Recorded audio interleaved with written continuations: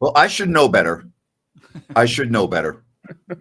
I should know better. On the weekly roundtable today, I said I would be shocked if the Kings did not win this game, and I thought the Kings would score 140 and blow this team out.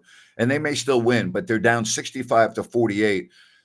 Jerry, the Warriors have a whole bunch of guys not playing, but they also got embarrassed in their last game. And you have always said this. This is still the NBA, and every team's got NBA players on the roster, even guys that normally don't play. How about the Warriors' three-point shooting, Jerry? 14 of 26 in that first half. Yeah, and that's why they're ahead. That's one of the big reasons. I mean, Yeah. but like you said, I mean, they got guys like, of course, Moody's a good player who's playing more than usual, and he always hurts the Kings. But DeSantos and guys like that, they're finding guys off the bench, Lindy Waters. But they're NBA guys, and they've got it going now. But the other part of it is, I mean, not only has the Kings defense been very poor, but offensively, I mean, they've been inept. I mean, really, Domas has played by himself here in the first half, and they need to get a few guys to join the parade. Jerry, it seems like the defensive game plan just made little sense. They've rushed Curry, they've doubled him, something they did not need to do in the last meeting. They foul another three-point shooter, which leads to 4 straight triples for the Warriors. Break down the defense, what you liked, what you didn't like. Well, it's exactly it. I mean, certainly Curry can still beat you. But guys who are wide open with their feet set are going to probably beat you even more. I mean, in other words, you want to cheat on Curry, you want to pressure Curry, but don't be leaving guys wide open who are NBA shooters. And that, as you point out, that's what's happening. I mean, you don't shoot 50% of your threes if they're tough threes. Well, again, the good news is the Kings still have 2 quarters left. I hope that is good news. I hope it's not bad news. We talked about this afternoon. This would be disastrous to lose this game with Denver tomorrow, embarking on a 6-game trip. And here's something else.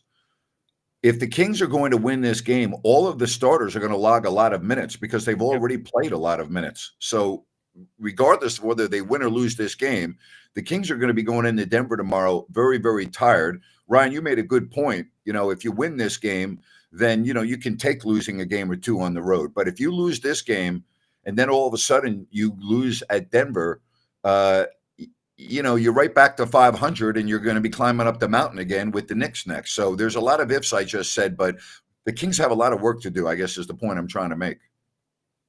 Yeah, there is a lot of work to do. Offensively, it stands out, but the defense is what kind of worries me, and it's not from the Kings, it's the Warriors. If there's one thing the Warriors are decent at, they're 8th in defensive ratings, so they can do that a little bit. They've been a little bit anemic when it comes to scoring.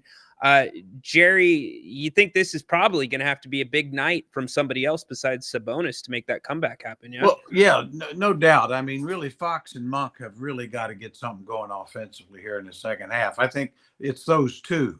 I mean, they really have just been, haven't really been factors in the first half at all.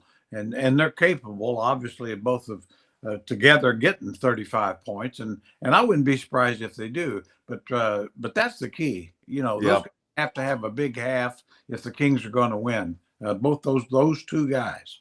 And Ryan, the Sacramento bench invisible in that first half. Very invisible. Kevin Huerter, 2nd straight game, he's not played well. He didn't play very many minutes last game until garbage time, only 6. Trey Lyles, a little bit okay. But Grant, it's not so much the bench. I think it goes back to what Jerry just said with Monk and De'Aaron Fox. Yeah. Because, Jerry, this has been like watching a wooden roller coaster. The offense has had no flow. It's been herky-jerky and just no consistency. Yeah, they've taken the screen roll out pretty much with Monk and Domas. Now they're putting extra guys in the box, so to speak. So the Kings have really got to, especially Malik's got to really react to that a little quicker, kick it out for some open looks, I think. There again, we could go back to what we talked about earlier. I mean, where I think should be some pick screen and pops, because certainly Domas can make that 15, 18-foot shot. He can make the 3-point shot better than anybody. So, take what the defense gives you.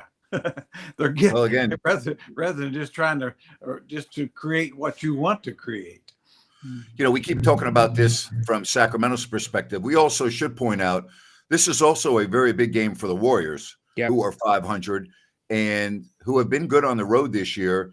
And again, are coming off a humiliating, embarrassing loss. I mean, they got embarrassed. I think that's the worst loss of Steve Kerr's era at home. So they're responding. And here's what I'm getting a little nervous about. Steph Curry in that first half, as well as the Warriors were shooting threes, only took 2 when he was 1 of 2. And we know that man still has some magic left in him. And what makes me nervous about this game is a close game with Curry having the ball in his hands. Well, and two, it's one of those things where he really wasn't forcing anything much and made some great passes for easy baskets. And but as we talked about Monk and De'Aaron for the Kings, well, Curry's capable of going for 20 in the second half as well, 20-25. We know that. So you got to keep him bottled up as much as you can, but you just can't give away open shots. But I'm with you, Grant. He scares me. I mean, and back to your point too about the coming off the 40-point loss. Sometimes we forget, or I do. Hey, Steve Kerr's a championship coach many times. Curry's an all-time great. These guys, that wasn't that loss didn't just linger for a few hours. It lingered for a long time. How about Houston beating Cleveland tonight? All right. They beat Cleveland tonight, 109-108. Here's the other part about tonight's game if you don't win. Phoenix won. All right. They won at Brooklyn, blew them out. Minnesota edged Dallas in Dallas, 115-114. So keep those scores in mind. Yep. A perfect chance to move up if you were the Kings tonight with the Dallas loss. By the way, that loss, the worst at home since 1985 for the Warriors. Now think about that. 1985. Wow. Too bad that wasn't against the Kings, Jerry, in 85 when you were in Sacramento. Yeah, well, I mean, that's just an amazing thing. Well, I never had one like that, but that's Jerry, I'm going to ask you a technical question. So we're talking about Steph Curry and his ability to create what he did in the first half. The Kings don't seem like they're checking any of the cutters. They're giving guys just free lanes to run to the hoop. Is that an adjustment that you need to see in the second half? Yeah, absolutely. I mean, it's one of those things it's a situation where they're given open looks on the 3-point line, but also giving free reign to run to the basket, to make a choice, take something away. Yeah. I mean, it's kind of like in football. Right. If you're going to stop the run, you may want to stop the run, but don't give up open passes too. I mean, I don't know. Yeah. When you have Alex Len running from the wing, guarding a 3-pointer to the corner, closing out and guarding a 3-pointer, that might be a problem. No, here's the simple. It's not a might be a problem, Ryan. It is a problem. Right from Jerry Reynolds. Prediction time, Brian. You're the leadoff man. I think the Kings win this game. It's going to come down to the wire. It's going to be uncomfortable. Kings 119, Warriors 118. I think it's going to be a close one. I think the Kings get it 114-113.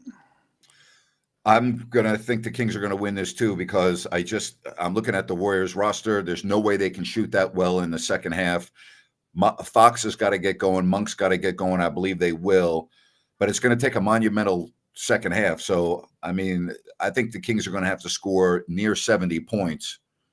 And I think they can do that. I'm going to say they score 68. So whatever 68 plus 48 is, Jerry, you can do the math for me. And I'll say they beat the Warriors by 3 points. 116. That's 116, 113. There you are. French Lick, Indiana education coming to. Yep. Hey, I didn't waste all my time. Well, we're going to be on it, the post-game show, to talk about it. But again, this would be a crushing loss.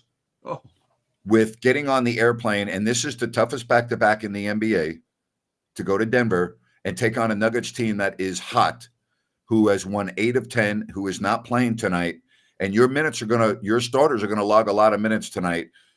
Unless you get blown out in the third quarter, then they won't. But I don't see that happening. Do you guys? I don't see that. Obviously, we don't see that happening because we all picked the Kings to win. No. But it's going to be tough. I mean, but just get the win. Worry about first things first. Get the win, then worry about Denver tomorrow. Yep. Absolutely. You got to, I wonder that you might get the W on paper, but it's going to probably make that task tomorrow if you do, just as both of you said, all that more insurmountable. Yeah. All right, Jerry. Thank you. We'll talk to you at halftime tomorrow, Jerry. This is a busy day for you. 2 shows. Are you okay? You got enough power? Well, I did get my nap, so I'm glad I won't be able to. Good thing it's just one tomorrow. So that one tomorrow, halftime. I'll be okay. I'll be okay. So nice. You guys bring it home. Bring it home. These fans expecting a win, so get your job. You do your job, like Bill Belichick says. Just do your job. Bring them home. Ryan, we'll talk to you after the game, buddy. Sounds good. Thanks, guys. Enjoy the second half, everybody. Thank you very much for joining us right here on If You Don't Like That.